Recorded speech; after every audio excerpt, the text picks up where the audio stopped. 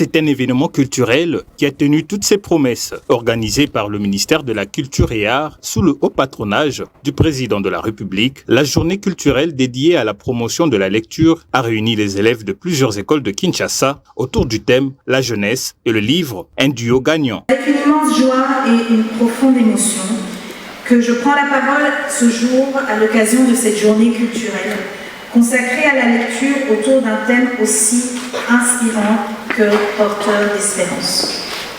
La jeunesse et la culture, un duo gagnant pour l'avenir. Cette rencontre n'est pas une simple activité culturelle de plus dans notre calendrier institutionnel. Elle constitue un véritable acte de foi en notre jeunesse, en son intelligence, en sa capacité de rêver, de réfléchir, de créer et de transformer notre société.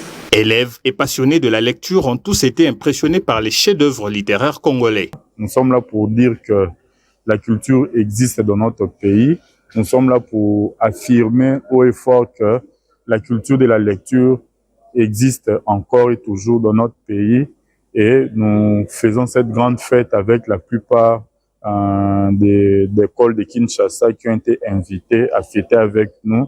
Nous, les acteurs de la chaîne du livre, nous, les membres du réseau Lecture pour tous. Parmi ces différents ouvrages présentés au public, les livres pour enfants de la maison d'édition Navy Project ont fortement ébloui ses élèves. Nous sommes engagés depuis longtemps pour éditer des livres des enfants, pour enfants. C'est pour cela, aujourd'hui, notre ministre de la Culture et Arts, elle a organisé une journée culturelle pour la promotion de la lecture. Nous sommes là avec nos livres, par exemple Les Déchets. Il y a Elikia, bientôt, bientôt ça va sortir. On a Le Bonobo et Gorille des montagnes.